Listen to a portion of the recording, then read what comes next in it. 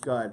All right, we've been having some fun, but we are going to talk Toys R Us liquidation now. So if you're going to stick with us, we're going to talk impressions, a little bit more about what the financial side of this actually means, some things that could save Toys R Us, some things that will probably damn them.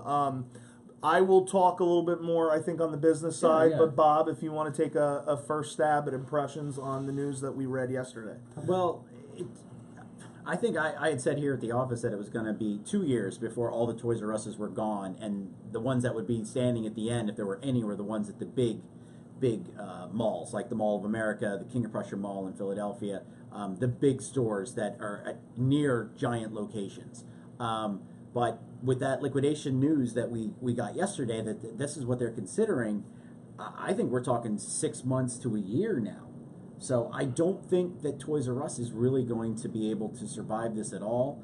And I think that, yes, we're all going to be thrilled because we're going to go and get deals on action figures that we all already have and that have been sitting on the shelf for almost 2 to 3 years. That's just my initial impression. I mean, we have a piece on it that's on the site. We kind of added our 2 cents to the news that CNBC dropped yesterday. But I think MJ had a better perspective on it from the liquidation standpoint. So we'll kind of take a step back. So last year, maybe a year and a half ago, Toys R Us filed for bankruptcy. So essentially, bankruptcy gave Toys R Us an opportunity to get rid of a lot of the debt that they could not pay back and restructure the company in a agreed upon way that they could meet the obligations that they had to their debtors and continue in operations. Now, after that period, and we're going to talk a little bit of smack about Toys R Us, even though I love Toys R Us just like I love DC. I think Toys R Us did some pretty messed up stuff. Before they even finished out their holiday season this year, which is one of the reasons why we're really looking at this possible liquidation, because it was a majorly underperforming holiday season, they went ahead and went through bankruptcy court and got approval to get $1 million bonuses for a bunch of the top executives. That's bad news, okay? And to me, for a company that's held mostly by private equity firms that hold the majority of the debt, even though the debt is out there, the private equity firms that own Toys R Us are still getting paid throughout the whole experience. So when the executives are out to get their bonuses and the private equity firm doesn't have Toys R Us's best interest at heart, is what leads you into one underperforming season, taking them to needing to possibly liquidate.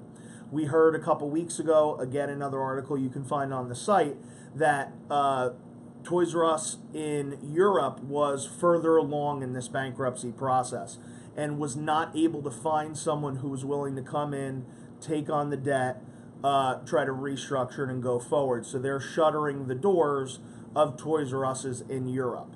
We were hoping that wouldn't be the case over here in America, but it was a pretty bad omen. So, coming back. So liquidation means that they have to sell off everything that they own at this point to try to pay back all of the outstanding debt that Toys R Us has today. And that's a rather large number. And CNBC, right? The CNBC. CNBC mentioned that there's been no white knight yet. So a white knight essentially would be a company or a larger firm that'd be willing to come in, negotiate on the behalf of Toys R Us to settle all of the outstanding debts for a fraction of, so for every dollar owed, maybe the debtors would get paid 30 or 20 cents. In order to keep Toys R Us solvent. There has not been one yet, and my guess is that knowing the amount of debt that's out there and knowing their current business model, we're not going to get that. And that really hurts because that means the end of Toys R Us as we know it today.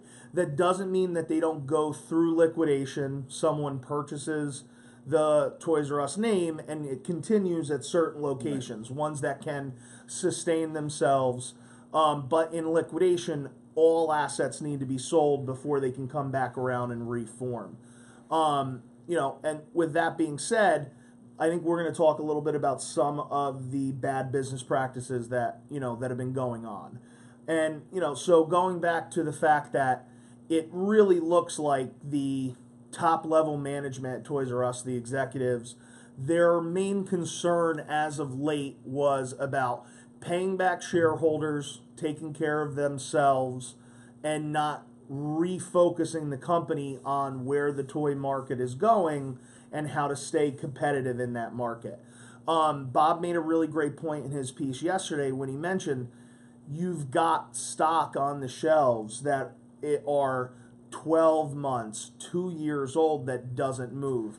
And a couple of the comments on that article talked about the fact that Toys R Us does not put enough sales on the actual pieces in order to move them. So on their actual books, they're holding all of this product, which goes towards the amount of money that they have in inventory, but it just sits there.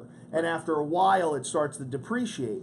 And they never put anything to a large enough sale that you can actually move it off the shelves, nor do they take all of their old stock, sell it to a Big Lots and Ollie's, a Ross's, try to clear that and bring in new product.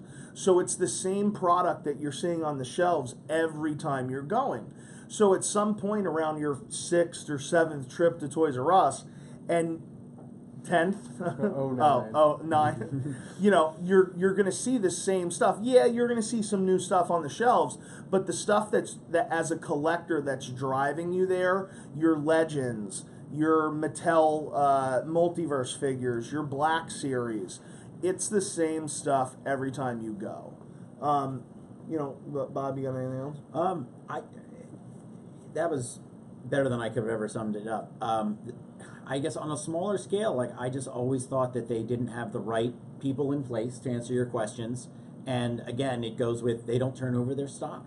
And if I'm going in to buy something and I'm there the 10th time, and because it's right next to the grocery store, I swing by, stop in, and it's not there, what am I going to turn to? I'm going to turn to Big Bad Toy Store, Entertainment Earth, Amazon, AFJ. I'm going to send out a message. I'm looking for the Captain America Infinity War, figure. What? That's how I'm going to find something, and I'm going to pay somebody else who's already found it or ordered more than one. And now we're at a point where, Toys R Us is just going to be gone because they haven't adapted to how fast the marketplace works. It's the same. It's the same with information. We can get our news now so much faster than waiting until the nightly news came on at 6 o'clock. So if I really want something, I'm going to go to the outlet that's going to give it to me as fast as I can get it. Not, all right, I've been to Toys R Us 5 times. I've been to Walmart 3 or 4 times. Walmart and Target, they're the next to fall into this. And they're not going to adapt either.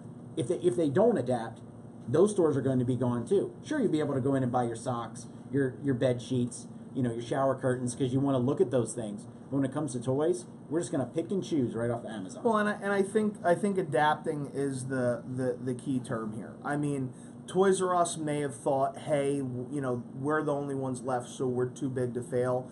I think that, especially over the last 10 years, you've seen that is no longer the case. And if you're not going to be outwardly trying to stick with the trends in your industry, you are going to go away because Amazon and other e-commerce providers are doing that. They're nipping at the heels of everyone, and Amazon's changing the way that everything is done. On Tuesday, I placed an order for all of the Avengers wave, and in a snowstorm, Wednesday morning, everything was here. It wasn't even supposed to be here for 2 days. That's unbelievably, forward.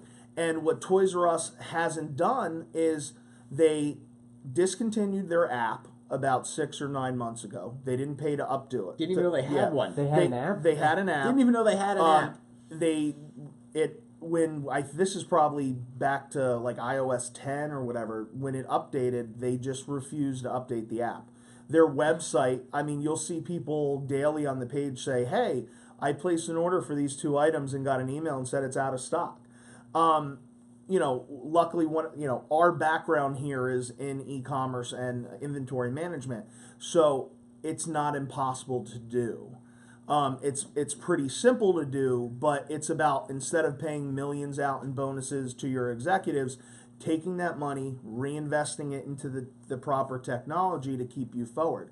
For a company that had 180 brick and mortar locations, to not do what Amazon, or especially in the last year Target, has done, which turned each of their locations into an independent warehouse that could drop ship the product that their customers are looking for in the closest location to save on shipping and not miss out. They miss the boat completely. And because of their stock system, which is, they don't care about what Black Series figures they have, or how long they've been there. Each store has an allocation of, hey, I am supposed to have 100 Black Series figures. If they don't move, they don't order more stock. So that's why you can still find 20 Constable Zuvios at the Princeton Toys R Us, like we did yesterday For when full we price. went there. For full price, $19.99. That figure is it's going on 3 years old now. If you were at the grocery store, would you buy a 3-year-old orange? Would you buy a 3-year-old box of cereal? No. That had a shelf life just like anything else does. And Toys R Us refused to acknowledge the shelf life of a plastic toy if somebody wants it or not. The want and need, that came and went as soon as he was not in the movie. Toys R Us is almost essentially becoming a vintage toy store. It is. Just by the merits of their own system. But That's go what ahead, Evan. Brian S. is saying, that he has the same Star Wars figures in Force Awakens sitting as Toys R Us. Yeah, Right. I mean, it's a major issue. We can probably go on longer about this, and we may in the future. But to sum it up, even beyond what Toys R Us has done and not, because there was a gentleman yesterday, and I apologize, I meant to write down your name, who said, "Who cares if Toys R Us closes? You can go on to Big Bad Toy Store and order everything for no taxes and $4 shipping." I care. You are 100% right. I order from Amazon all the time if I have to, but if we allow our experiences to get degraded as we go along. I went to the toy store with my father when I was a kid.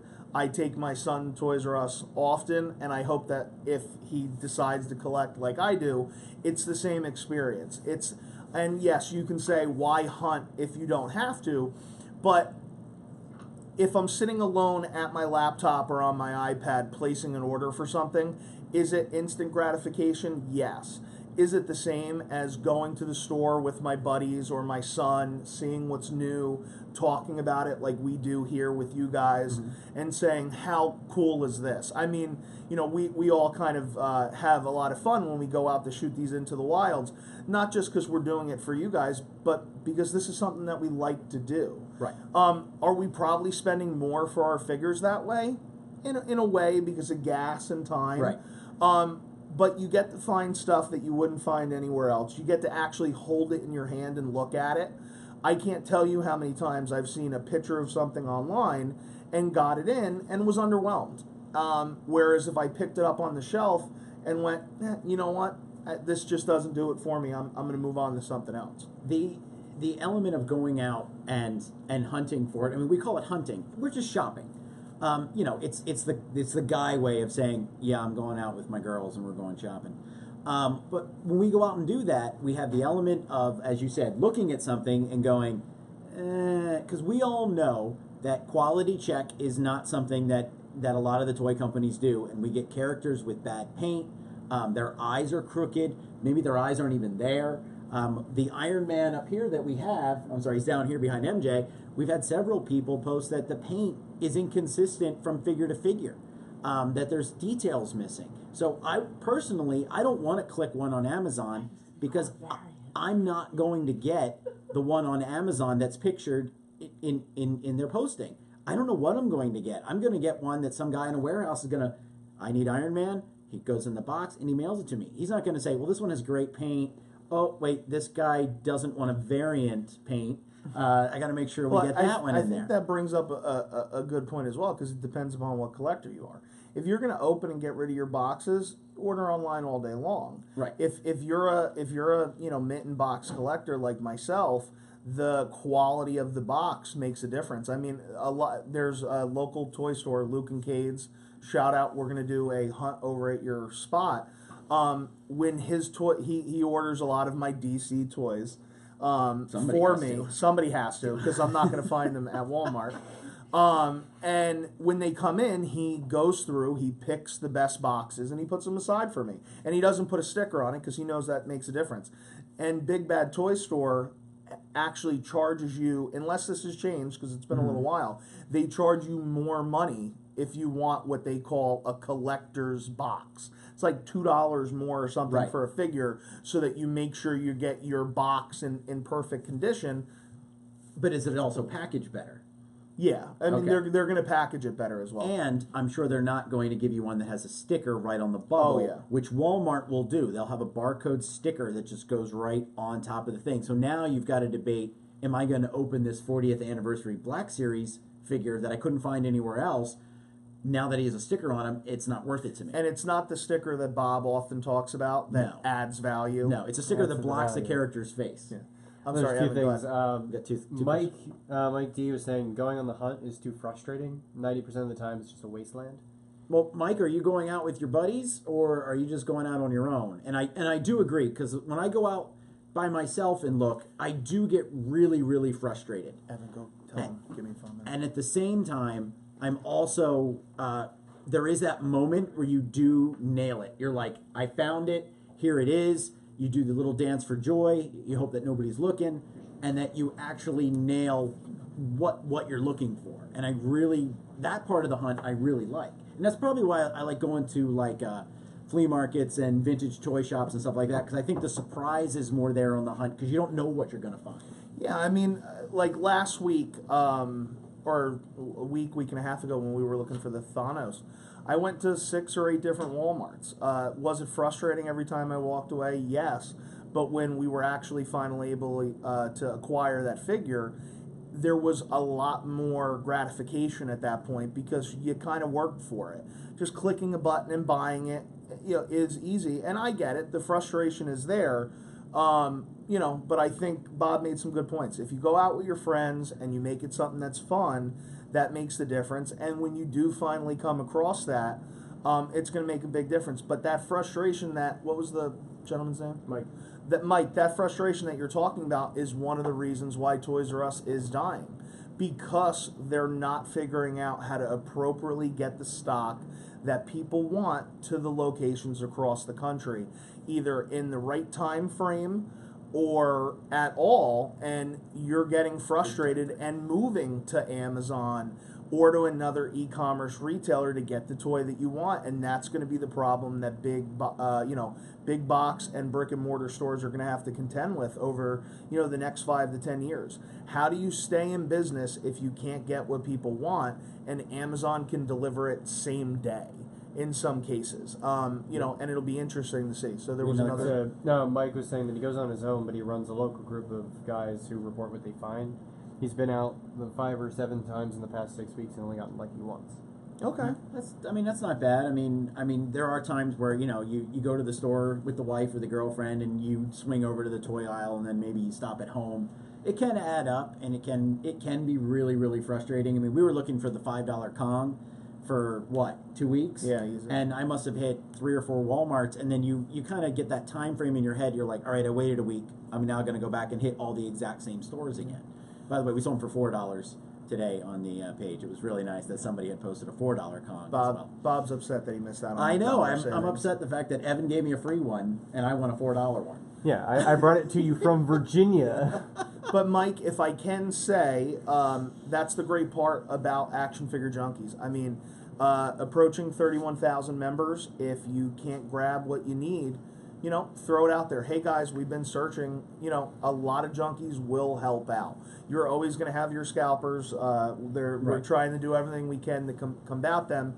But in the interim, if you're getting frustrated, talk to people about it. Throw it out there. See if somebody can help you. Is that? I was just going to say the last thing before we wrap up. Is that if they want to hear more of our conversation about Toys R Us, you can check it out at the end of Into the Wild episode 2, because we do talk about this a lot as Yeah. we're leaving. So we're going to wrap up, guys, because we're going a little bit far, and I actually have a follow-up meeting sitting and looking at me. So check us out on YouTube. Check out the Instagram. Like this stuff if you come across it and comment. It's not just a popularity contest. We promote everybody's YouTube pages that are posted, but it helps us. The more people that touch it, like it, share it, it helps us be able to go out to Hasbro, Mattel, and these guys, and tell them, hey, listen, these are the amount of people that are looking, and be able to get you stuff like Ghost Rider, the Infinity War wave before it even hits the store, so we can give you our impressions, Right. Prior to that, and that goes a long way for helping us, and we certainly appreciate it. Also, do want to mention Paul, who popped in a couple times here. While we were talking, he's going to start doing a semi-frequent Lego build series, which is something that we're a little light on content-wise. We've got one that we're going to hopefully get out either over this weekend or early next week. It's his first pass at it, but we're going to continue trying to bring you guys some Lego builds, our unboxings throughout the week, as many lives as we can. Monday. We're doing We're going to do another one on Monday. Other than that, we really appreciate it, guys. Thank you so much, and have a great day. Enjoy your weekend. Have a good one. Done.